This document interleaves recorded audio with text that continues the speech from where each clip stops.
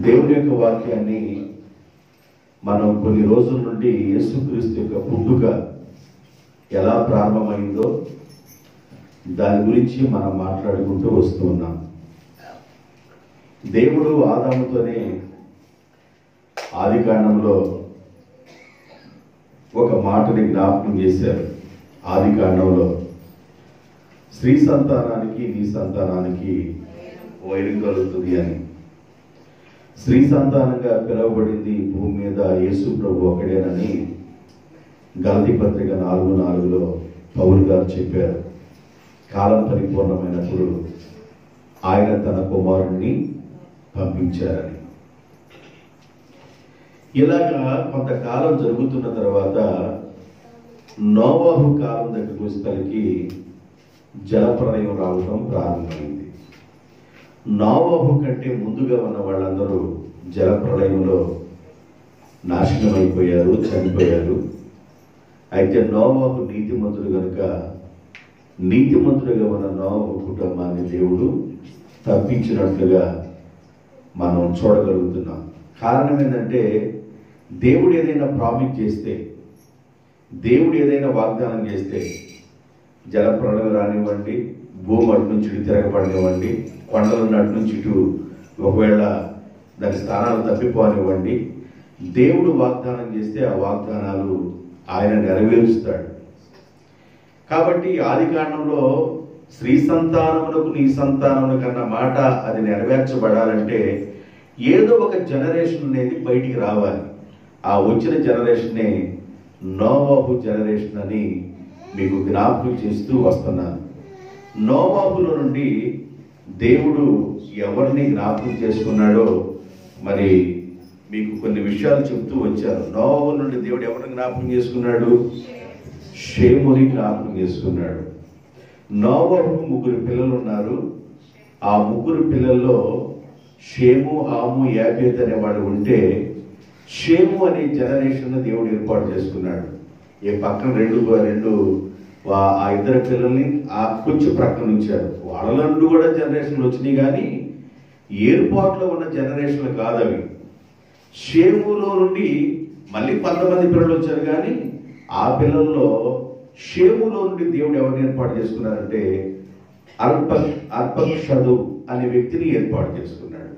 షేములో నుండి అర్పక్షదు అనే వ్యక్తిని, ఆయనలో నుండి షాలాహు అనే వ్యక్తిని ఏర్పాటు చేసుకున్నాడు. 3వ తరం అంటే షేము, అర్పక్షదు, షాలాహు. షాలాహులో నుండి ఏబేరు, ఏబేరులో నుండి పేలేగు, పేలేగులో నుండి రాయును, రాయును నుండి సెరేగును, సెరేగు నుండి నాహూరును, నాహూరు నుండి తెరాగు.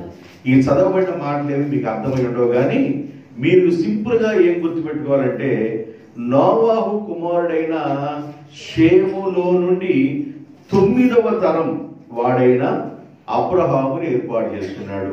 9 మంది ఉన్నారు ఇక తరాలు. అట్లా గుర్తుపెట్టుకుంటే మీకు వాక్యం గుర్తుండింది. ఆ పేర్లు మీకు గుర్తుండకపోవచ్చు, కానీ 9వ తరం వాడైన అబ్రహామును దేవుడు ఏర్పాటు చేసుకున్నాడు. మనం మత్తయి సువార్త చదువుకుంటూ వస్తున్నాం. అబ్రహాము నుండి దావీదు వరకు 14 తరాలు, దావీదు నుండి యూదులు యెరూషలేముకి వెళ్ళినంత వరకు అంటే బబులోనికి వెళ్ళేంత వరకు 14 తరాలు, వాళ్ళు అక్కడ నుండి తిరిగి వచ్చిన తర్వాత యేసుక్రీస్తు వచ్చేంత వరకు కూడా 14 తరాలు. ఇలాగా మనం ధ్యానం చేసుకుంటా వస్తున్నాం. అయితే దేవుని బిడ్డలారా, ఇప్పుడు నేను అబ్రహాం గురించి చెప్పడం అయిపోయింది, కొన్ని విషయాలు చెప్పారు.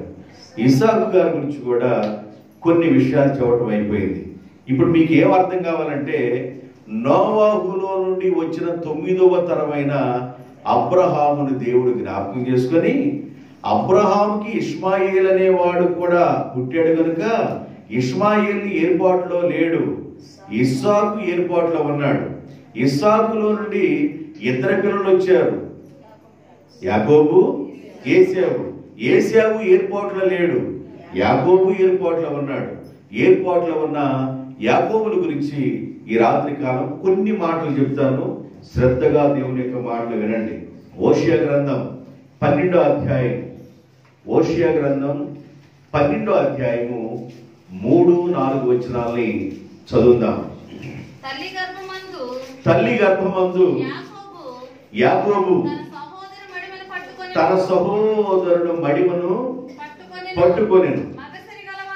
తల్లి గర్భంలోనే యాకోబు మగసిరి గలవాడై అతడు దేవునితోనే పోరాడెను. బయటకు వచ్చిన తర్వాత కాదు, తల్లి గర్భంలోనే మగసిరి గలవాడై యాకోబు దేవునితో పోరాడెను. అతడు దూతతో పోరాడి జయమొందెను. అతడు కన్నీరు విడిచి అతడిని బతిమాలెను. చాలు. ఈ చదవబడిన వాక్య భాగంలో యాకోబు తల్లి గర్భంలోనే పెరుగులాడుతూ ఉన్నాడు, పోరాడుతూ ఉన్నాడు. నేను బయటికి వెళ్ళాలి ముందుగానే విధానాన్ని. తల్లి గర్భంలో ఉన్నప్పుడే ఆ తల్లి, యాకోబు యొక్క తల్లి అయిన రెబెక చాలా ఇబ్బంది పడింది. చనిపోతానేమో అనే ఫీలింగ్ వచ్చి ఆ ఇద్దరు బిడ్డల యొక్క కదలకి ఆ కడుపులో వాడు కదులుతున్నప్పుడు ఆమె తట్టుకోలేక ఆమె ఏడ్చింది ప్రభు సన్నిధానానికి వెళ్ళి. ఆమె ఏడుస్తున్నప్పుడు దేవుడు ఆమెతో చెప్పాడు, నీ గర్భంలో 2 జనాలు పెరుగుతున్నారు, 2 జనములు పెరుగుతున్నారు. పెద్దవాడు చిన్నవాడికి దాసుడు అవుతాడని దేవుడు ఆల్రెడీ రెబెకాతో చెప్పాడు. అంటే వీళ్ళిద్దరు లోపల పెరుగులాడుతున్నారు. యాకోబు ఈ చదవబడిన వాక్య భాగంలో యాకోబు గురించి రాయబడింది. యాకోబు కన్నీటి ప్రార్థనా పరుడు అని రాయబడింది. యాకోబు ఎలాంటి వాడంట? కన్నీటి ప్రార్థనా పరుడు. యాకోబులో ఉన్న మొదటి లక్షణం ఏంటంటే ఆయన కన్నీటి ప్రార్థనా పరుడు. యాకోబు గురించి నేను ఒకసారి మెసేజ్ చెప్పాను. యాకోబు గుడారవాసి అని చెప్పాను. యాకోబు గుడారంలో ఉన్నాడు, ఏశావు అరణ్యవాసిగా ఉన్నాడని మెసేజ్ చెప్పాను. ఆయన అరణ్యంలో తిరుగుతుంటే ఈయన గుడారంలో ఉండి ప్రార్థనాపరుడుగా ఉన్నాడని యాకోబు గురించి ఒకసారి చెప్పాను. అయితే ఈ యాకోబులో ఉన్న ఈ మొదటి లక్షణం ఏంటంటే ఆయన కన్నీటి ప్రార్థనాపరుడు. కన్నీటితో ప్రార్థన చేసేవాడు.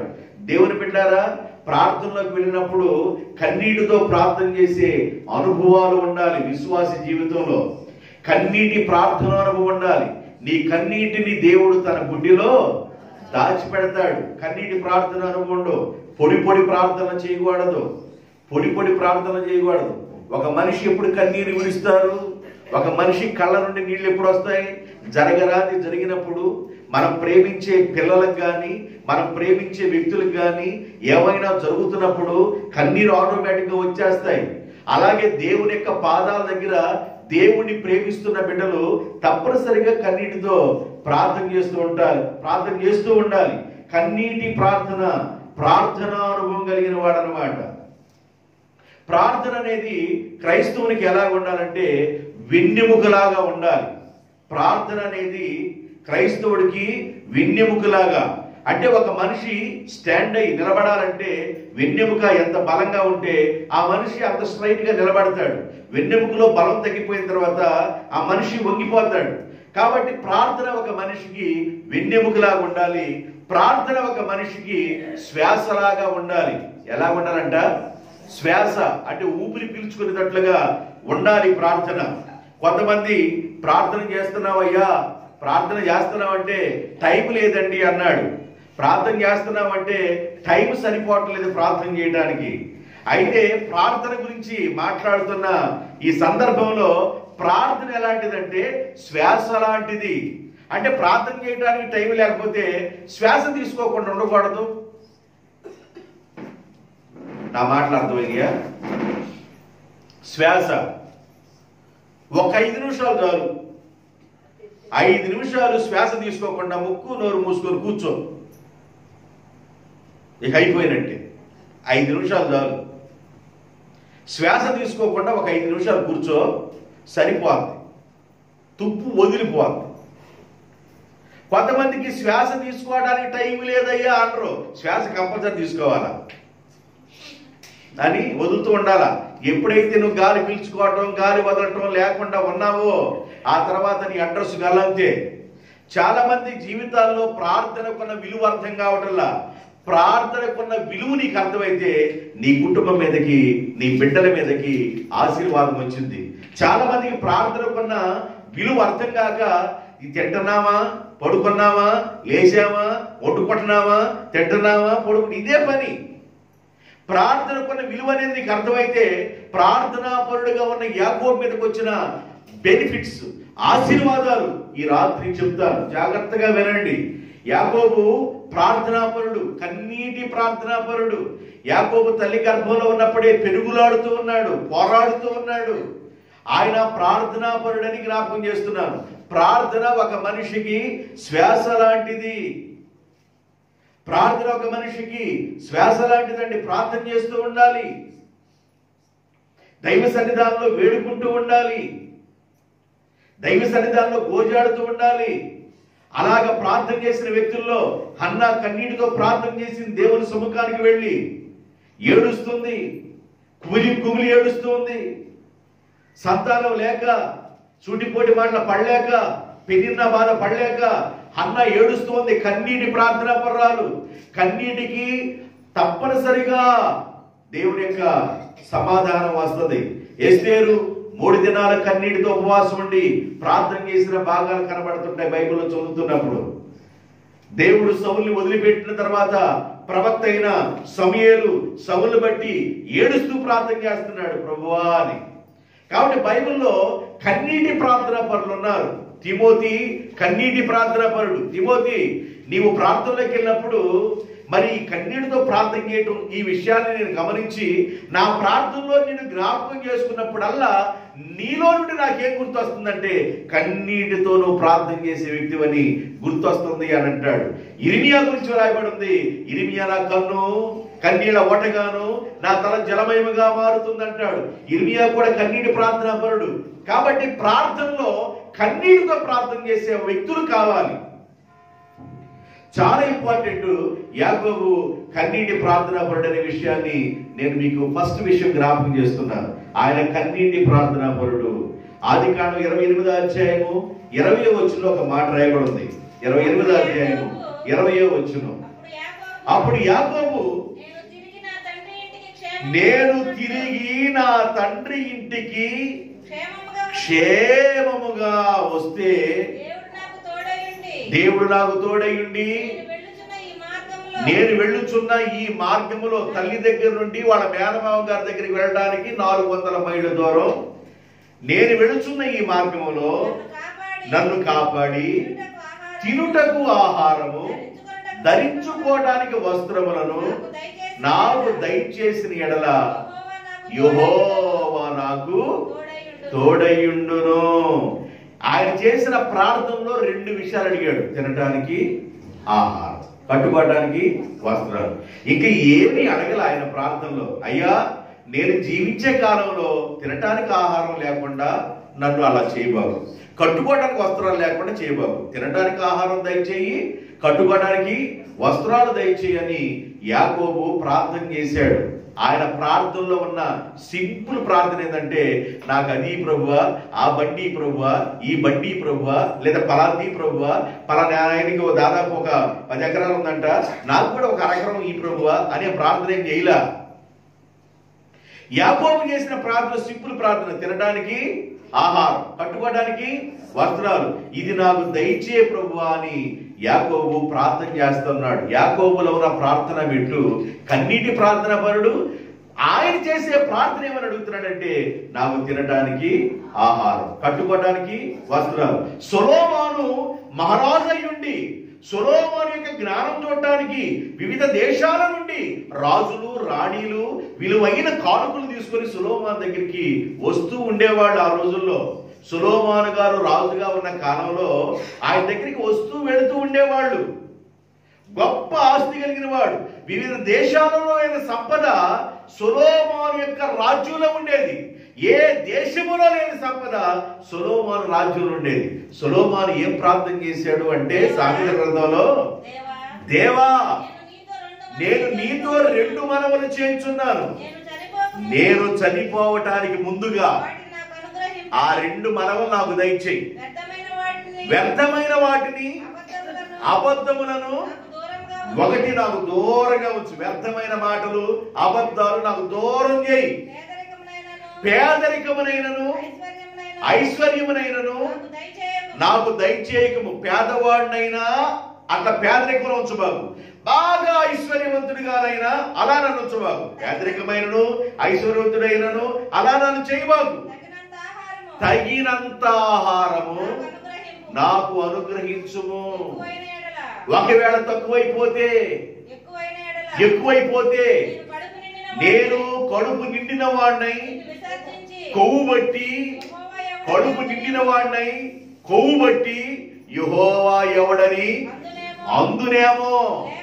తిండి బాగా ఎక్కువైన తర్వాత కొవ్వు బట్టి యెహోవా ఎవడు అని నేను అందునేమో.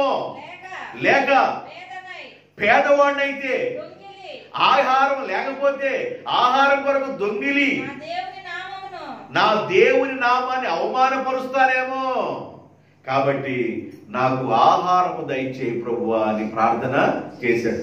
భూమి మీద బ్రతికున్నంత వరకు మనిషికి ఆహారం పొదుపు లేకుండా ఉండటమే ఆశీర్వాదం. దేవునికి స్తోత్రం. ఆహారము పొదుపు లేక ఉండటం ఆశీర్వాదం అండి. బియ్యము ఎప్పుడు ఆ డబ్బాలో ఎప్పుడు ఉంటాయండి అనటమే ఆశీర్వాదం. ఆశీర్వాదం అంటే ఏమనుకున్నారు? మీరు వల్ల 4 కట్టలు, ఒక 5 కట్టలు లేకపోతే సరిపోయిన ఆ లోపలున్న దాని నిండా పేర్చుకోవడమే కాదు ఆశీర్వాదం అంటే. ఆశీర్వాదం అంటే ఏంటంటే ఆహారం కొదువు లేకుండా ఉండటమే ఆశీర్వాదం. ఆ వస్త్రములు కొదువు లేకుండా ఉండటమే ఆశీర్వాదం. అదే యాకోబు ప్రార్థన చేశాడు. ధనవంతుడిగా ఉన్న యాకోబు ప్రార్థన చేశాడు. ధనవంతుడిగా ఉన్న సొలొమోను గారు కూడా ప్రార్థన చేశారు. వాడు సింపుల్ ప్రార్థన ఏం చేశారంటే తినటానికి ఆహారము, కట్టుకోవడానికి వస్త్రాలు, ఇవి నాకు దయచేయండి అని వాళ్ళు ప్రార్థన చేశారు. యాకోబు కన్నీటి ప్రార్థనాపరుడు. నెంబర్ 1 యాకోబు కన్నీటి ప్రార్థనాపరుడు. రెండో విషయం చెప్తాను. ఆదికాండము 27వ అధ్యాయము 30వ వచనం. ఇస్సాకు యాకోబును దీవించెను. తండ్రి అయిన ఇస్సాకు యాకోబును దీవించెను. యాకోబు దీవించబడిన వాడు. దేవుని దయ ద్వారాను మనుషుల దయ ద్వారా దీవించబడాలి. యేసు ప్రభు కూడా భూమి మీద ఎదుగుతున్నప్పుడు ఆయన దేవుని దయలోను మనుషుల దయందును వర్ధిల్లుచూ ఉండెను. సమూయేలు భూమి మీద ఎదుగుతున్నప్పుడు దేవుని దయలోను మనుషుల దయలోను వర్ధిల్లుచూ ఉండెను. యాకోబు కూడా దేవుని దయలోను తన తండ్రి కూడా యాకోబుని ఏం చేస్తున్నాడు? దీవించాడు. తల్లి తండ్రుల యొక్క దీవెనలు కూడా బిడ్డల మీద ఉండాలి. నీవు భూమి మీద దీర్ఘాయుష్మంతుడు ఒకనట్లుగా నీ తల్లిని తండ్రిని సన్మానించుము. నీ తల్లిని తండ్రిని అవమానించొద్దు, వాళ్ళు సన్మానించు. వాళ్ళు ఒక్కోసారి ఎలా ఉంటారంటే వ్యతిరేకంగా ప్రవర్తిస్తారు. తండ్రులారా, మళ్ళీ కోమాన్ని చెప్తున్నాడు, తండ్రులారా మీ పిల్లలకు కోపం రేపకుండా ప్రభు యొక్క శిక్షలోను బోధలోను వారిని పెంచండి. తండ్రులారా మీకు ఒక మాట చెబుతున్నాను, మీ పిల్లలకి కోపం లేకుండా ప్రభు యొక్క శిక్షలో బోధలో వారిని పెంచండి. పిల్లలారా మీకు ఒక మాట చెబుతున్నాను, మీరు భూమి మీద దీర్ఘాయుష్మంతులైనట్లుగా మీ తల్లిని తండ్రిని సన్మానించండి. తల్లిదండ్రులు చెప్పే మాట దేవుడు తల్లిదండ్రులు చెప్పాడు, పిల్లలు చెప్పే మాట కూడా దేవుడు పిల్లలకు కూడా చెప్పాడు. యాకోబు తండ్రి చేత దీవించబడ్డాడు. దీవించబడిన అనుభవం కలిగిన వాడు యాకోబు. తండ్రి యొక్క ఆశీర్వాదం, తండ్రి యొక్క దీవెన మనసారా బిడ్డలను దీవిస్తారు తల్లిదండ్రులు. అందరి బిడ్డలో కొంతమంది బిడ్డల్ని ఎక్కువగా ప్రేమిస్తారు, ఎక్కువగా ఆ బిడ్డల అంటే మమకారం ఉంటది, ఆ బిడ్డల్ని దీవిస్తారు.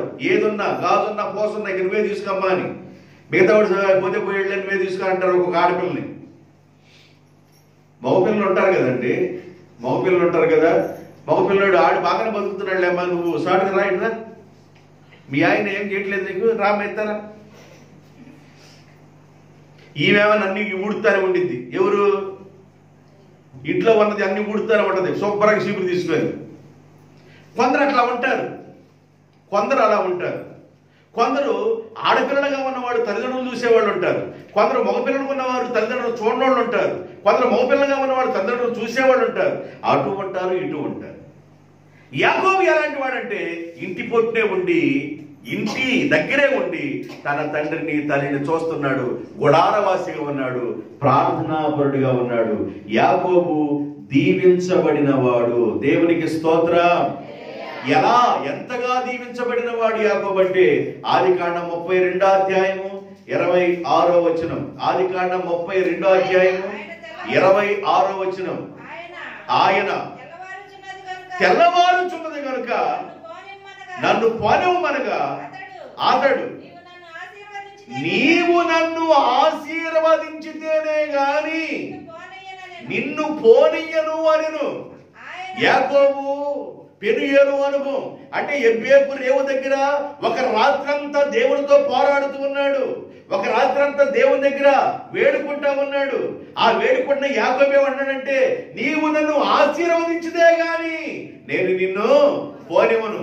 ఒకటి తండ్రి దీవెన పొందాడు, ఇప్పుడు దేవుని దీవెన కోసం కూడా ప్రార్థన చేస్తున్నాడు. నీవు నన్ను ఆశీర్వదిస్తేనే నీ పాదాలు వదిలిపెడతానయ్యా, నీవు నన్ను ఆశీర్వదించయ్యా, నీవు నన్ను ఆశీర్వదించయ్యని రాత్రంతా ప్రార్థన చేస్తున్నాడు. కొంతమందికి రాత్రులు ప్రార్థన చేసే అనుభవం ఉండదు. నిద్ర పట్టకపోయినా అటు కొట్టుకులాడతారు, ఇటు కొట్టుకులాడతారు, కళ్ళు మూసిన నిద్ర పట్టదు. కొంతమందికి నిద్ర పట్టకపోతే ప్రార్థన చేయి, నిద్ర పట్టకపోతే ప్రార్థన చేయి. దెయ్యాలు కూర్చున్నట్టు కూర్చుంటారు కొంతమంది. ఉసూరు మంట దెయ్యాలు కూర్చున్నట్టు కూర్చుంటారు. ఆ సూర్య కింద ఏం జరుగుతుంది, ఈ సూర్య కింద ఏం జరుగుతుంది, ఆ గొంతులోకి ఏమొచ్చింది, ఈ గొంతులోకి ఏమొచ్చింది, ఈ గొంతులో ఏదో తిరిగినట్టు ఉంది, ఆ గొంతులో ఏదో తిరిగినట్టు ఉంది, పడుకుంటే నిద్ర పడతలేదు, ఆ మంచు చుట్టూ ఏదో తిరిగినట్టు ఉంది, ఈ మంచు చుట్టే దెయ్యమా ప్రార్థన చేయి. చాలా మందికి దెయ్యాల అనుభవాలు ఉంటాయి, ప్రార్థన అనుభవాలు ఉండవు, ప్రార్థన చేసే అనుభవాలు ఉండవు. దేవుని దగ్గర ఒక రాత్రి అంతా ప్రార్థన చేసే అనుభవం కలిగిన వాడు. రాత్రులు ప్రభుత్వ సహవాసం చేయండి, పగలంతా మనుషులతో సహవాసం చేస్తాం. కొంతమంది సహవాసం ఫ్రెండ్షిప్ ఎట్లా ఉంటుంది తెలుసా? ఆడ మైండ్కి దొరికిన వాళ్ళు ఒక కొంతమంది ఉంటారు, ఆడ సూర్యుల దగ్గర కూర్చుంటారు. వాళ్ళు ఎవరికి స్నేహభావం ఎట్టకుండిద్దంటే కొంతమంది యవనస్తులు కొన్నవాళ్ళు ఎవరికి ఆడ మైండ్కి దగ్గర ఉంటారో ఆడ దగ్గరికి వెళ్ళి కూర్చొని ఆడ మాటలు మాట్లాడుకుంటారు, చెవులు కొరుక్కుంటుంటారు. ఏంటంటే టేస్ట్గా ఉన్నాయి ఈ మాటలు. ఏ మాటలంట? టేస్ట్గా ఉన్నాయి. నీకు పేస్ట్ చేసి రుద్దుతాడు దేవుడు, పాసిపోయేదాకా పేస్ట్ చేసి రుద్దుతాడు దేవుడు. టేస్ట్గా ఉంటాయి నీకు మాటలు. ఆ సూరు కింద, ఆ మొత్త కింద, ఆ పంచ కింద, ఆడవాళ్ళ కొంపల దగ్గర కూర్చోవటం అవసరమా? అన్నం వండామా, కూర వండామా, పిల్లలు ఆకలి ఆకలి ఆకలి అనగలే గిల్లో ముద్దేసి తిరిసావా అనుకుంటాడు. కొద్ది తిని ఎరా ఎట్ట గట్టలా తినరా తినరా ఎట్టబుట్టివరా తినరా తినరా కొళ్ళు కొరుక్కుంటా ఒక పని చేయి, ఒక పొలాడు తీసుకుని కొడుతా ఉండేట. అయిపోయింది. ఆడు ఎట్టకాడ తిన్నాడు, అన్నం వదిలేసాడు, దాంట్లో నీళ్లు పోసేసి ఇక వాళ్ళు సంకేసుకొని ఏదో పంచకెళ్ళి కూర్చోవడం, వార్తలు చదువుతున్నది గొప్పల ప్రకాశం. ఇక ఆడ కూర్చోవడం, ఏయో సొల్లు కబుర్లు, సోది కబుర్లు అన్ని నెత్తినేసుకోవడం. వాడు ఈడు అన్నం తినలేదే సరిగా, పిల్లోడు సరిగా అన్నం తినలేదే, 2 ముద్దలే తిన్నాడే వాడు, మరి అటు ఏమైనా తయారుగా పెట్టాలని ఈ పాసిపళ్ళ ఈ వ్యక్తి పాసిపళ్ళ వాళ్ళకి అన్నం పెట్టడం కుదరదు. ఆ పంచన ఈ పంచన చాలా మంది జీవితాలు, చాలా మంది ఎవరొస్తున్నా గమనిస్తూ ఉన్నా. ఈయన అలాంటి వాడు కాదు. యాకోబు దేవునితో పోరాడే అనుభవం కలిగిన వాడు. ఎన్నన్నా చెప్పండి, కొంతమందికి బండ కింద కప్పల వలె ఉంటారు, ప్రార్థన చేసుకోరు, దేవుని దగ్గర కనిపెట్టరు. దేవుడు సమయాన్ని ఇస్తే ఆ సమయాన్ని ప్రభు దగ్గర గడపడానికి, కన్నీరు కార్చడానికి, మోకరించడానికి, అలాగ ప్రార్థన చేయడానికి అలవాటు పడరు. ఆమె ఏం కూర వండుకున్నామే? పప్పు వండుకున్నా. పప్పు నాకు కూడా గ్యాస్ వస్తుంది కానీ నేను కూడా పప్పే. అక్క మరి నువ్వే వండుకున్నా? నేనే చింతపండు పచ్చడి చేసుకున్నా. మరి కొద్దిగా ఇవ్వ. ఇక చింతపండు పచ్చడి దగ్గర మళ్ళీ 1 గంట, ఆడ 1 గంట మీటింగు, మళ్ళీ తిన్న తర్వాత అరగాలగా, అరిగిన దాకా 3 గంటల మీటింగు. నీ బతుకంతా ఈ మీటింగులే. నీ బతుకంతా మీటింగ్లే. చాలా మంది జీవితాల్లో ఆశీర్వాదం రాకపోవటానికి కారణాలు మీటింగ్లే. సొల్లు మీటింగులు, సోదు మీటింగులు, పనికిరాని మీటింగులు. ఇలాంటి మీటింగ్లు వేసి చాలా మంది జీవితాల్లో ఆశీర్వాదాలు దూరం అయిపోతున్నారు. యాకోబు అలాంటి వాడు కాదు. తండ్రి దగ్గర ఉన్నప్పుడు గుడారవాసిగా ఉండి ప్రార్థన చేస్తున్నాడు. యాకోబు తండ్రి చేత దీవించబడ్డాడు. ఇప్పుడు యాకోబు పెనియేలు అనుభవంలో రాత్రి వేళ ప్రార్థన చేస్తున్నాడు. నీవు నన్ను ఆశీర్వదించేయాలి. ఒక్క రాత్రి ప్రభు దగ్గర కూర్చొని, ఒక్క రాత్రి నీ జీవితంలో ప్రభు దగ్గర కూర్చొని, నా దేవా నన్ను ఆశీర్వదించయ్యా, నా బిడ్డలను ఆశీర్వదించయ్యా, నా బిడ్డలు చేయి వదిలిపెట్టొద్దయ్యా, నా కుటుంబాన్ని వదిలిపెట్టయ్యదని ఒక్క రాత్రి కూర్చొని ప్రభు దగ్గర ప్రార్థన చేసిన అనుభవం నీ జీవితంలో ఉందా? ఒక్క రాత్రి ప్రభు కోసం కేటాయించిన అనుభవం ఉందా? యెహోవా మందిరములో రాత్రులు గడుపువారులారా, సియోనులో నుండి యెహోవా మిమ్ములను, దేవునికి స్తోత్రం. ప్రార్థన చేసే అనుభవాలు ఉండో, దేవుని దగ్గర పాకులాడి దేవుని దగ్గర పెరుగులాడే అనుభవాలు ఉండో. నువ్వు లోకంలో ఎంతైనా పాకులాడు, లోకంలో ఎంతైనా పెరుగులాడు, ఆశీర్వాదాలు నీ దగ్గరికి రావు, దీవెనలు నీ దగ్గరికి రావు. దేవుని దగ్గర పోరాడు, దేవుని దగ్గర పెరుగులాడు, ఆశీర్వాదాలు నీ దగ్గరికి అవే నడుచుకుంటూ వస్తాయి. ఖచ్చితంగా దేవుడు దీవిస్తాడు. మనిషిదేముందండి, మనిషి మాట అంటాడు, తప్పుకుంటాడు 100 సార్లు. దేవుడు మాట ఇస్తే, ఎక్కడ మాట ఇచ్చాడు దేవుడు? నీ సంతానమునకును స్త్రీ సంతానమునకును వైరము కలుగును. నీ సంతానమునకును స్త్రీ సంతానం ఈ భూమి మీదకి వచ్చింది. అపవాది నీ తలను చెత్తగా పొడిచేవాడు ఆయనే. ఆదిలో చెప్తే అది నెరవేరుస్తూనే వస్తున్నాడు దేవుడు. దేవుడు ఏదైనా ఒక మాట ఇస్తే తీసేయడు. ఈ మాట ఇచ్చేలోపు కష్టాలు వస్తాయండి. యాకోబు జీవితంలో వచ్చిన కష్టాలు కూడా జీవితాలే వినండి. కష్టాలు కూడా వస్తాయి, అన్ని సుఖాలే ఉండవు. ఇప్పుడు ఆశీర్వాదం గురించి మాట్లాడుతున్నాను. యాకోబు రాత్రంతా పోరాడుతూ దేవుని దగ్గర పెరుగులాడుతున్నాడు, అడుగుతున్నాడు, ఏడుస్తున్నాడు. అయితే ఏం జరిగిందో చదవండి. నీ పేరు ఏమని దేవుడు యాకోబును అడగగా అతడు నా పేరు యాకోబు అని చెప్పాను. వాళ్ళ నాన్న దగ్గర ఏమని చెప్పాడు పేరు? నా పేరు యేసేవు అని చెప్పి ఆశీర్వాదం పొందాడు. అట్లా పొందడానికి కారణం ఏంటంటే వాళ్ళ అమ్మగారు, నువ్వు నా తల్లిగా నా గర్భంలో ఉన్నప్పుడే దేవుడు చెప్పాడురా, ఆ ఆశీర్వాదం మీద నీకు రావాలి అనే ఉద్దేశంతో పంపించింది. యాకోబు ఏం మోసగాడేం కాదు. చాలా మంది ప్రసంగాలు యాకోబు మోసగాడు, యాకోబు జేబు దొంగ, యాకోబు మామూలుగా కంతిని కిలాడు అన్నట్లుగా ప్రసంగాలు చేస్తారు. తెలియని ప్రసంగాలన్నీ యాకోబు కంతిరోడు అన్నట్టుగా ప్రసంగం చేస్తారు. యాకోబు కంతిరోడేం కాదు. వాళ్ళ అమ్మ చెప్పింది, నా గర్భంలో ఉన్నప్పుడే దేవుడు చెప్పాడురా, ఒరే చిన్నోడా, పెద్దోడి నీకేమవుతాడు? దాసుడు అవుతాడు, నువ్వు దీవించబడతావురా. ఇప్పుడు మీ నాన్న కూడా దీవెనలు కావాలి అని అంటే, అమ్మా దీవించడానికి బదులుగా ఒకవేళ శపిస్తే ఆ శాపాలు నాకు వస్తాయిరా, నువ్వు వెళ్ళరా బాబు అని చెప్పింది. యాకోబు ఏమి అట్లా వెళ్ళలా. అప్పుడు అడిగాడు, అమ్మా అమ్మా అని అడిగాడు. యాకోబు ఏం మోసగాడేమి కాదు. దేవునికి స్తోత్రం. నీ పేరేంది? వాళ్ళ దగ్గర ఏమన్నా వేసావని చెప్పాడు. ఇప్పుడు నీ పేరేంది అని అడిగితే, నా పేరు యాకోబు. నిజంగానే సరిగానే చెప్పావు. అప్పుడు ఆయన, నీవు దేవునితోనూ మనుషులతోనూ పోరాడి గెలిచితివి గనుక ఇక మీదట నీ పేరు ఇజ్రాయేలే గాని యాకోబు అనబడదు. ఇజ్రాయేలే గాని యాకోబు అనబడదు. ఇజ్రాయేలు అనేకులకు ఆశీర్వాదకరమైన వాడు. ఇజ్రాయేలు ఆశీర్వాదకరమైన పేరు పెడుతున్నాను నీకు. నీ పేరు ఇజ్రాయేలే, ఇక యాకోబు అనబడదని ఆ రాత్రి వేళ ఈ బేకు నీవు దగ్గర ఆ పెనియేలు అనుభవంలో పోరాడి ప్రార్థనతో నేమ్ చేంజ్ అయింది. నేమ్ ఏమైంది? మార్చబడింది. దేవునికి స్తోత్రం. మార్చబడిన అనుభవం కలిగిన వాడు, యాకోబు. మార్చబడిన అనుభవం, ఒక విశ్వాసి జీవితంలో మార్చబడిన అనుభవం రావాలి. పాత అనుభవాల్లోనే బ్రతకూడదు. బ్రతికినంత కాలం రొచ్చు రోతలోనే పాత అనుభవాల్లోనే నువ్వు బతకూడదు. వాములు మోస్తారు నెత్తి మీద వేసుకొని పాత అనుభవాలు, మోపులు నెత్తి మీద వేసుకొని మోస్తారు, మెడలు ఇరిగిపోయి చచ్చిపోతారు. పాత అనుభవాలను నువ్వు బ్రతకూడదు. నీ పాత అనుభవాల నుండి నువ్వు బయటికి రావాలి. రోత అనుభవాల నుంచి నువ్వు బయటికి రావాలి, క్రొత్త అనుభవంలోకి రావాలి. యాకోబు క్రొత్త అనుభవంలోకి వచ్చాడు, మార్చబడిన అనుభవంలోకి వచ్చాడు. ఆయన ఇశ్రాయేలుగా మార్చబడ్డాడు. దేవునికి స్తోత్రం. మారా నీళ్ళేమైపోయినాయి? మధురమైపోయినాయి. కానా విందులో ద్రాక్షరసం అయిపోయిన వెంటనే యేసుప్రభు అన్నాడు, నీళ్లతో నింపండి 6 బాణలు అన్నాడు. నీటితో నింపారు. నీటికి రూపం మారిపోయింది. దేవునికి స్తోత్రం. రూపం మారిపోయింది. యాకోబు రూపం మారిపోయింది ఇశ్రాయేలుగా.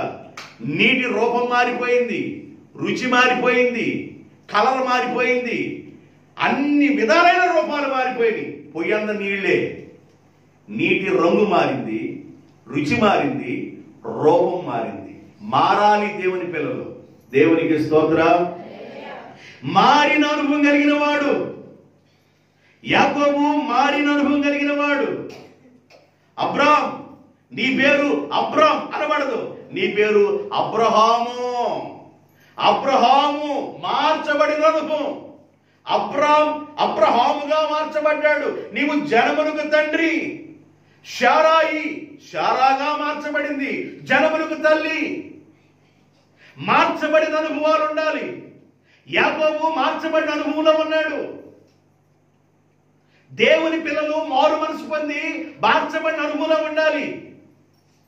కొంతమందికి మారు మనసు ఉండదు, రక్షణ అనుభవం ఉండదు, ఏ అనుభవాలు ఉండవు, పాత అనుభవాల్లోనే ఉంటారు. ఎంతకాలం దేవుని దగ్గరికి వెళుతున్నట్టుకున్నా, గుడికి వెళుతున్నట్టుకున్నా, పాత అనుభవాలు, పాత అలవాట్లు, పాత ఆలోచనలు, పాత పద్ధతులు వాటిల్లోనే ఉంటారు. నువ్వు ప్రార్థన చేస్తే అంత, చేయకపోతే అంత. నువ్వు గుడికి వెళ్తే అంత, గుడికి వెళ్ళకపోతే అంత. నీ అలవాటు మారాలి, నీ పద్ధతి మారాలి, నీ బ్రతుకు మారాలి, నీ పరిస్థితి మారాలి. నీతికున్న రంగు మారినప్పుడే అది రుచి వచ్చేసిందండి. పోసింది నీళ్లే, కానీ దాని రూపం ఏమైపోయింది? రూపం మారిపోయింది, రుచి మారిపోయింది. నీవు రుచిగా మార్చబడదువుగాక దేవుని కొరకు. చాలా మంది విని ఆ పిడకలు ఉంటాయే వంటలో, గోడకి పటామని కొట్టినట్టు పిడకలాగే ఉంటారు కొంతమంది. ఆ పేడ పిడకలాగే ఉంటారు. స్టాండర్డ్ ఉండదు, భక్తిలో స్థిరత ఉండదు. నక్షత్రాలు తిరిగినట్టు తిరుగుతుంటారు, గోలు పడక తిరిగినట్టుగా. నీ రూపం మారిపోవును గాక. పరిస్థితులు మారాలి, పద్ధతులు మారాలి, అలవాట్లు మారాలి. మారకుండా ఉన్నంతకాలం నీ ఇంటిలోనికి ఏ ఆశీర్వాదం రాదు. నీ ఇంటిలోనికి ఏ ఆశీర్వాదం రాదు. నీ పిల్లల మీదకి ఏ ఆశీర్వాదం రాదు. మారిన అనుభవం కలిగిన వాడి మీదకి ఆశీర్వాదం వచ్చింది. యాకోబు అన్నాడు, దేవా నీవు నన్ను ఆశీర్వదిస్తేనే నేను నిన్ను వదిలిపెడతాను అన్నాడు. దేవుడు అంటాడు, నీవు మనుషులతోనూ దేవునితో పోరాడి గెలుచుతూ గనుక నీ పేరుకి నుండి ఇశ్రాయేలు. దేవునికి స్తోత్రం. దీవించబడిన అనుభవం కలిగిన వాడు. రెండో అనుభవం చెప్పాను, దీవించబడిన అనుభవం కలిగిన వాడు. ఎంతగా దీవించబడిన అనుభవం కలిగిన వాడు, ఎంతగా దీవించబడిన అనుభవం కలిగిన వాడు. 32వ అధ్యాయము 13వ వచనం. అయిపోయిందా? అతడు అక్కడ రాత్రి గడిపి తాను సంపాదించిన దానిలో తన అన్న అయిన ఏశావు కొరకు ఒక కానుకను, అనగా 200 మేకలు, 20 మేకపోతులు, 200 గొర్రెలు, 20 పొట్టేళ్లు, 30 పాడి ఒంటెలు, వాటి పిల్లలు, 40 ఆవులు, 10 ఆంబోతులు, 20 ఆడగాడిదలు, 10 గాడిద పిల్లలు. ఇవన్నీ ఒక కానుక. ఎంతుంటే ఒక కానుక పంపిస్తారు? 100 రూపాయలు నువ్వు కానుక వేసావండి, లేదు ఆ దేవునికి 5,000 రూపాయలు కానుక వేసావు. ఎంత ఉంటేనే నువ్వు అది వేస్తావు. ఈయన ఎంతో ఆశీర్వదించబడిన అనుభవం కలిగిన వాడు. యాకోబు. ఎంతో ఉన్నతమైన దీవెన ఉంది. వాళ్ళ అన్న కోసం పంపించిన సింపుల్ కానుకయ్యా, చిన్న కానుక. ఒక కానుక, చిన్న కానుకను పంపిస్తున్నాను నీకు అన్నాడు. ఎంత దీవించబడ్డాడు యాకోబు. ఎంత దీవించబడితే ఆ కానుక పంపిస్తాడు. 200 మేకలేంది, 200 గొర్రెలేంది, అసలు ఎంత కానుక పంపించాడు. ఎంత ఆశీర్వదించబడిన వాడు యాకోబు. యాకోబు దేవుని దగ్గరికి వచ్చి అంటాడు, నీవు నన్ను దీవిస్తేనే. యాకోబు, మేకలు దీవెని కాదా? ఒంటెలు దీవెని కాదా? ఆవులు దీవెని కాదా? గొర్రెల దీవెని కాదా? ఇవన్నీ నీకు దీవెని కాదంటాడు. ఇవన్నీ భూ సంబంధమైన నాయన, ఇవన్నీ భూ సంబంధమైన. ఒకరోజు నేను విడిచిపెట్టి వెళ్ళిపోతాను. నాకు పర సంబంధమైన దీవెని. దేవునికి స్తోత్రం. రైట్, పర సంబంధమైన దీవెని దయచేయనాకు అయ్యా. అప్పుడు దేవుడు అంటాడు, నీవు మనుషులతోనూ దేవునితోనూ పోరాడి గెలిచితివి. ఆశీర్వాదం, ఎంతో దీవెన. 13 మంది పిల్లలు ఆయనకి. ఎంతమంది పిల్లలు? 13 మంది పిల్లలు. 12 మంది మగ పిల్లలు, ఒక కుమార్తె ఆడపిల్ల. 13 మంది పిల్లలు. లేయా రాహేలు, 2 భార్యలు, 2 దాసీలు. ఎంతమంది ఇంట్లోకి అంత సంతే. ఇది ఆశీర్వాదం కదా యాకోబు? సంతగా ఉన్నారు కదా, ఆశీర్వాదం కదా? ఆశీర్వాదమే. కానీ నీవు నన్ను దీవించు. ఎప్పుడన్నా ఒక రాత్రి కూర్చొని నన్ను దీవించయ్యా, నా కుటుంబాన్ని దీవించయ్యా, నా బిడ్డలను దీవించయ్యా. నీవు అలా ప్రార్థన చేసి ఆ వాగ్దానం పొంది నువ్వు చచ్చిపోతే నీ దీవెన నీ బిడ్డల మీద నిలబడింది. దేవునికి స్తోత్రం. దేవుని దగ్గర ఒక రాత్రి పోరాడే అనుభవం కలిగి ఉండాలి. యాకోబు ప్రార్థనాపరుడు. యాకోబు దీవించబడిన వాడు. దీవెనే కాదు, శోధనలో కూడా ఉన్నాడండి. కష్టాలు కూడా పడ్డాడు. 32వ అధ్యాయం ఆదికాండం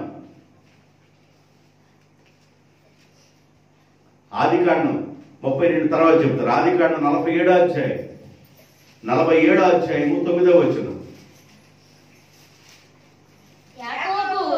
యాకోబు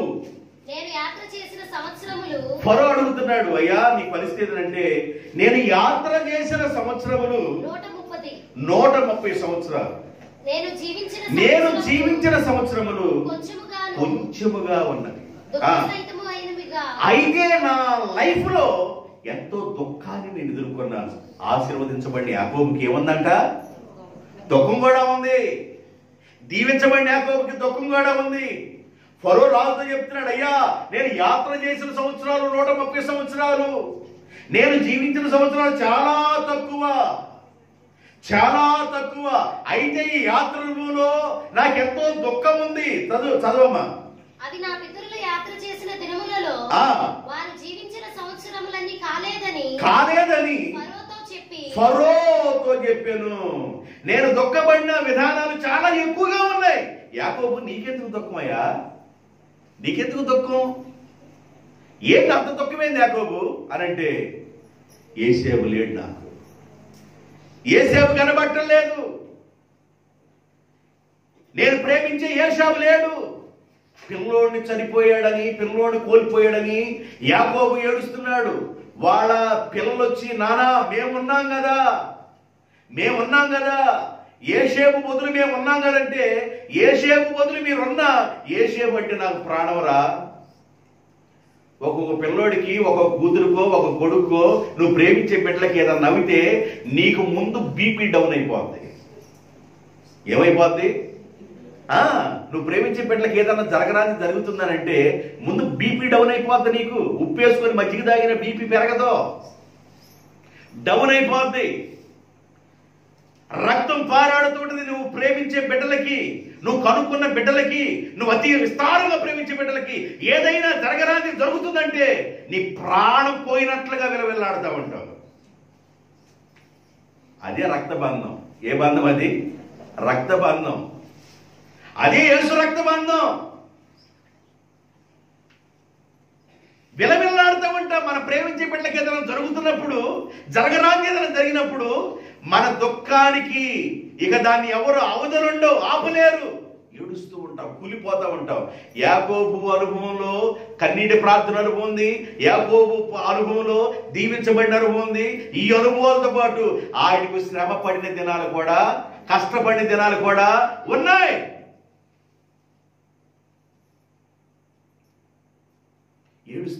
ఏడుస్తున్నాడు. నేను కూడా నా కొడుకుల దగ్గరికి వెళ్ళిపోతాను, నేను కూడా మృతుల లోకానికి నేను కూడా వెళ్ళిపోతాను. నా కుమారుడా యేసేవా, నా కుమారుడు యేసేవా, నా కుమారుడు యేసేవా, నీవు లేకుండా నేను ఎలా బ్రతకగలరా? అంతమంది 10 మంది పిల్లలు ఉన్నారే. ఆ 10 మంది పిల్లలు ప్రేమ వేరు, యేసేపు మీద ఉన్న ప్రేమ వేరు. పోగొట్టుకున్నాడు, ఏడుస్తున్నాడు. యేసేపు చనిపోయాడని ఏడుస్తున్నాడు. ఒక విధంగా అట్లా ఉంటే కొంతకాలం అయిన తర్వాత తాను ప్రేమించే భార్య అయిన రాహేలు కూడా చచ్చిపోయింది. తాను ప్రేమించే భార్య అయిన రాహేలు కూడా చచ్చిపోయింది. ఏమయ్యా లే అంటే ఇష్టం అంటే లే కూడా ఇష్టమే. లేయా కంటే రాహేలు ఇంకా ఇష్టం. రాహేలు కూడా చచ్చిపోయింది. ఒకవైపు యేసేపు చనిపోయిన అనుభవం, చనిపోలేదు, ఐగుప్తు దేశం కంపడ్డాడు అనుకో. ఒకవైపు ఏమైనా రాహేలు చనిపోయింది. యేసేపు పోయిన తర్వాత యేసేపు తల్లి అయిన రాహేలుకి ఒక బిడ్డ పుట్టాడు, బెన్యామీను పుట్టాడు. భార్య పోయిన అనుభవంలో ఉన్నాడు. అందుకని ఫరో రాజు అంటాడు, నేను జీవించిన సంవత్సరములు 130 కానీ నేను యాత్ర చేసిన సంవత్సరాలు చాలా తక్కువగా ఉన్నాయ్యా. నా జీవితం అంతా శ్రమలో ఉన్నాయ్యా, బాధల్లో గడిపేశానయ్యా. క్రైస్తవ జీవితంలో శ్రమలు లేకుండా ఉండవు. యేసు ప్రభు నమ్ముకొని నీళ్ళ నుంచి బయటికి రాగలే ఆకాశం పావురం వచ్చి ఎగిరింది, నీ మీద వాలింది కాబట్టి నువ్వు బిల్డింగ్ మీద బిల్డింగ్ కడతావు, 4 ఎకరాల పొలం కొంటావు, చెరుకు పళ్ళంతా నీకే రాసిస్తారనరు. కష్టాలు వస్తాయి, బాధలు వస్తాయి, నిందలు వస్తాయి, అవమానాలు వస్తాయి. వాటన్నిటిలో ప్రభు కోసం నేను నిలబడాలి. దేవునికి స్తోత్రం. వాటన్నిటిలో ప్రభు కోసం నేను నిలబడాలి. అన్ని సమయంగా బైపాస్ రోడ్ లాగా గతుకుల రోడ్డు కూడా ఉంటది. ఆత్మీయ జీవితం గతుకుల రోడ్డుగా ఉండింది. నేను ప్రభు నమ్ముకున్నాను కదా, మాకెందుకు ఇన్ని చెప్పలు, నేను ప్రభు నమ్ముకున్నాను కదా, మాకెందుకు కష్టాలు, నేను ప్రభు నమ్ముకున్నాను కదా, మాకే రావాలా, మా కుటుంబానికే రావాలా, మా బిడ్డలకే రావాలని చాలా మంది బాధపడుతుంటారు. మీకే వచ్చిందంటే ప్రభు మీతో ఉన్నాడని అర్థం. దావీదు మహారాజే, దావీదు రాజు అవడానికి ముందుగా గాఢాంధకారపు లోయలను వెళ్ళిపోయాడు. దానిలో ఏముంటాయి తెలియవు. ఎరుగొడ్డు ఉన్నాయో, పావులు ఉన్నాయో, సింహాలు ఉన్నాయో, పుల్లు ఉన్నాయో, పడశిరములు ఉన్నాయో, ఏమున్నాయి తెలియదు. గాఢాంధకారపు లోయలో వెళ్ళిపోయాడు. గాఢాంధకారపు లోయలో సంచరించను, నీ దుడ్డుగా నీ దండం నాకు తోడుగా. శ్రమలో కూడా దేవుడు తోడుగా ఉంటాడు తన బిడ్డలకి. ఒకవైపు యేసేపు చనిపోయినాను, ఒకవైపు ఏమైనా భార్య చనిపోయినాను. ఏం చేయాలి అర్థం కావట్లా. పిండ పడతా ఉంది, గుండె పిండినట్టు అయిపోతా ఉంది. ఏమి చెయ్యాలో అర్థం కావట్లా. అయితే ఆహారం పొదువైపోయింది, ఆహారం దొరకట్లేదు. ఆహారం కొనుక్కోవడానికి వాళ్ళ నాన్నగారు అన్నారు, బాబు ఐగుప్తు దేశంలో ఆహారం దొరుకుతుందిరా, మీరు వెళ్ళిపోయి ఆహారం కొనుక్కురండిరా, ఈ ఆహారం లేకపోతే మనం చనిపోతామనంటే కొన్ని రోకలించి ఐగుప్తు దేశానికి పంపితే అవి కొనుక్కొని వాళ్ళు తిరిగి వచ్చేటప్పుడు వాళ్ళ అన్న గుర్తుపట్టి ఆ ఆహారంతో పాటు మరి ఆ డబ్బు కూడా వాళ్ళ సంచులు వేసి పంపించారు. ఆ పంపించే ముందు మీరెవరని అడిగితే ఫలానా ఆయన కొడుకులమయ్యా. ఆయన ఉన్నాడా ముసలాడు? ఉన్నాడయ్యా. ఇంకా ఆయనే కాదయ్యా, ఇంకొకడు ఆల్రెడీ సింహాలతో చనిపోయాడయ్యా, సింహాలు చీల్ చేసిన ఒకడిని, ఆ తర్వాత ఇంకోడు పుట్టాడయ్యా అనగలే ఈయన ప్రేమలింగ్స్ వచ్చింది.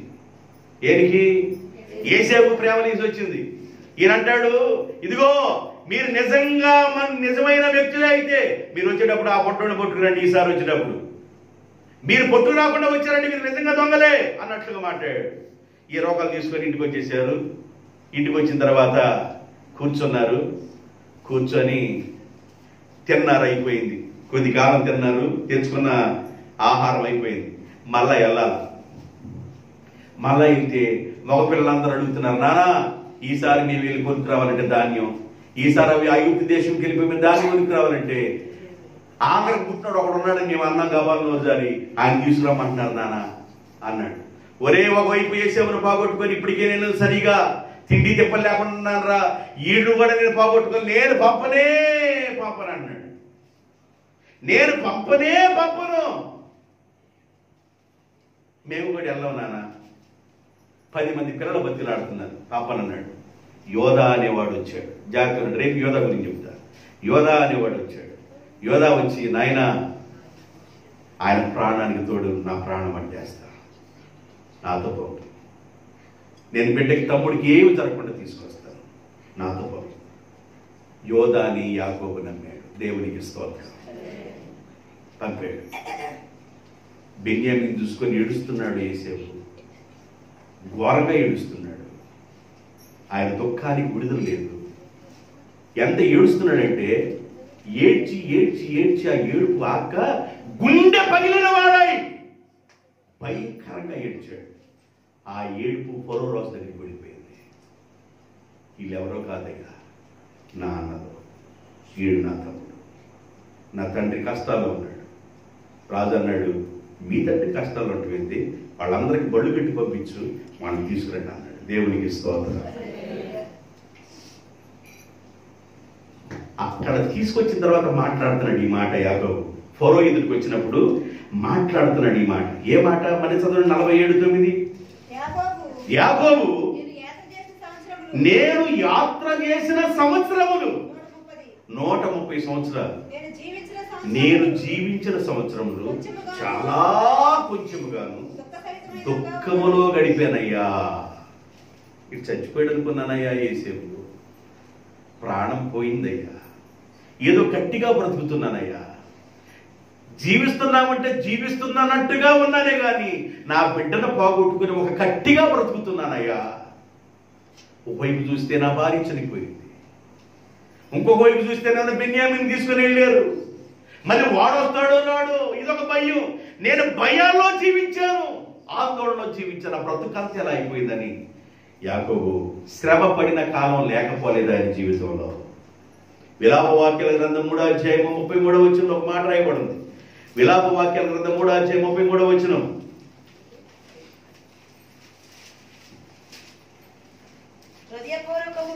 హృదయపూర్వకంగా ఆయన నరులకు విచారమునైనను బాధనైనను హృదయపూర్వకంగా నరులకు విచారమైనను బాధనైనను ఆయన అనగా దేవుడు కలుగు చేయడు.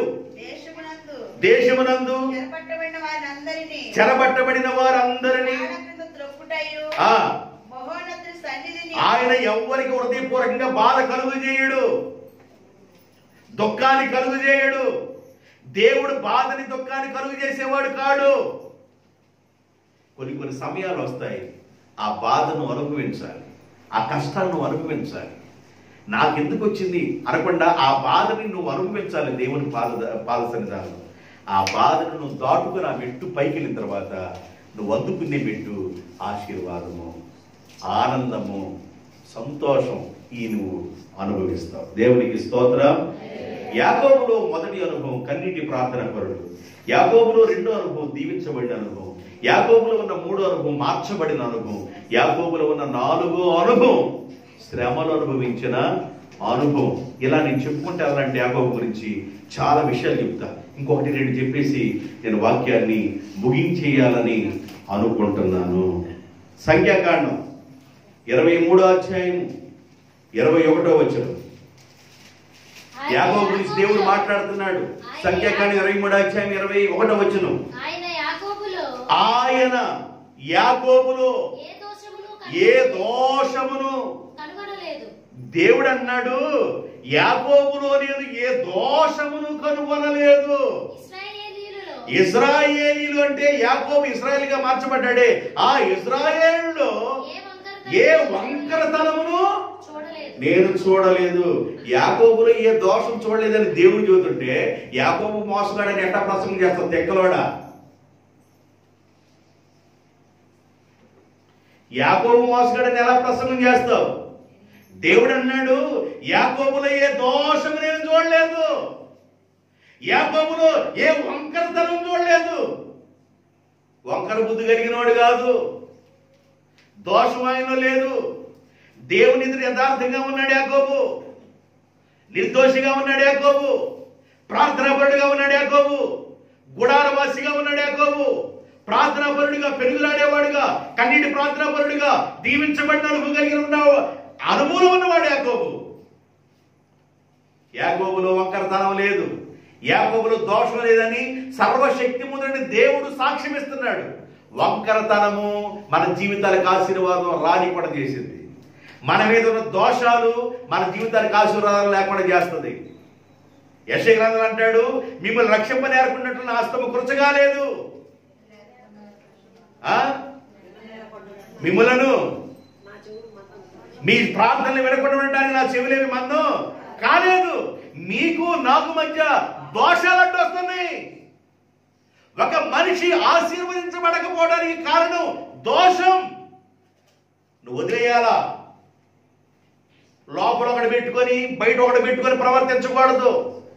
లోపల ఒకటి ఉండి బయట ఒక విధంగా దేవుడిని ఆరాధించకూడదు. లోపల ఉన్న పాపాన్ని కక్కేయాలి. నీవు లోపల ఉన్న దోషాన్ని బయటికి తీసేసుకోవాలి.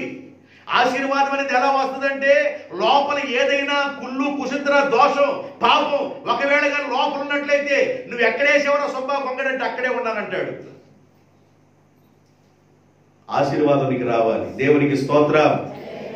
వంకరతనం ఉండకూడదు, వంకర బుద్ధి ఉండకూడదు, కురస్థానం ఉండకూడదు. ఈ వంకర బుద్ధులు ఏం చేస్తాయంటే, ఈ కురస బుద్ధులు ఏం చేస్తాయంటే నిన్ను ఎదగనీయకుండా చేస్తాయి, ఆశీర్వాదం పొందనీయకుండా చేస్తాయి.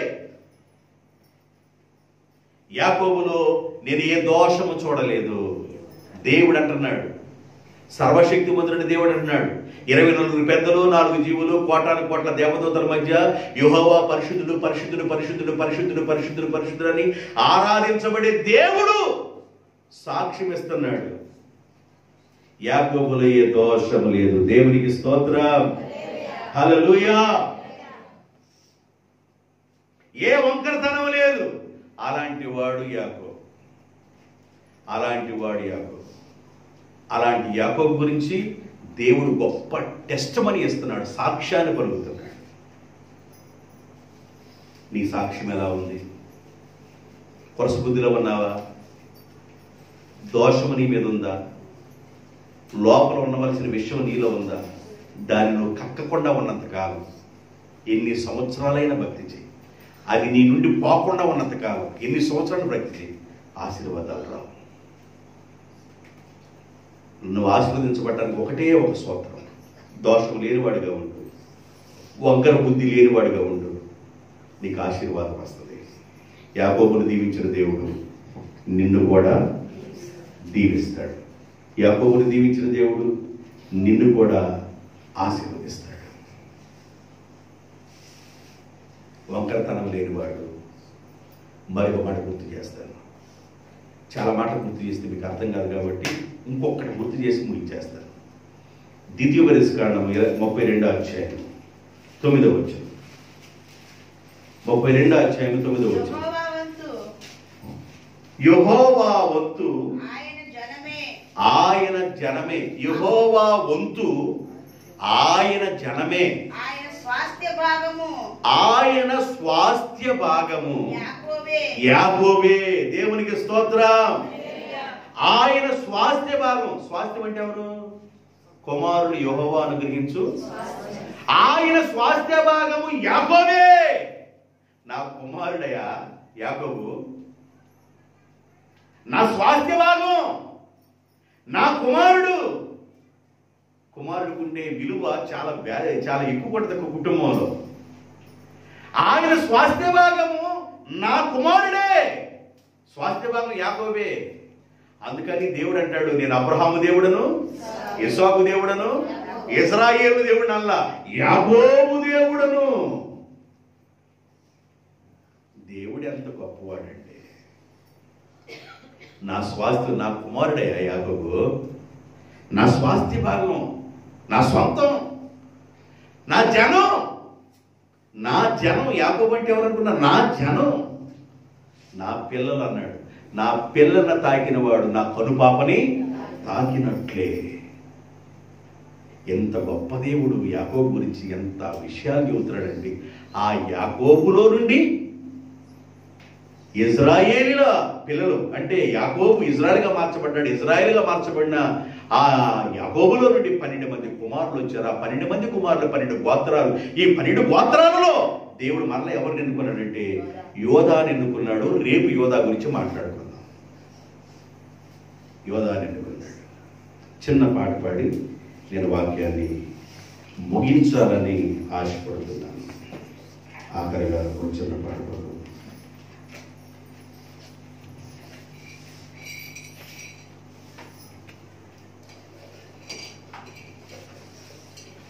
నీ కృప తప్ప వేరొకటి లేదయా,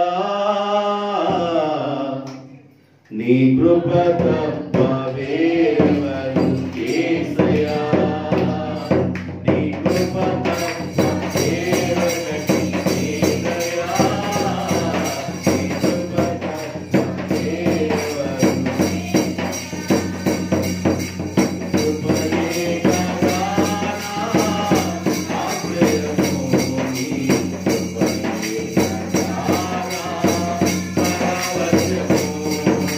కృపయే కదా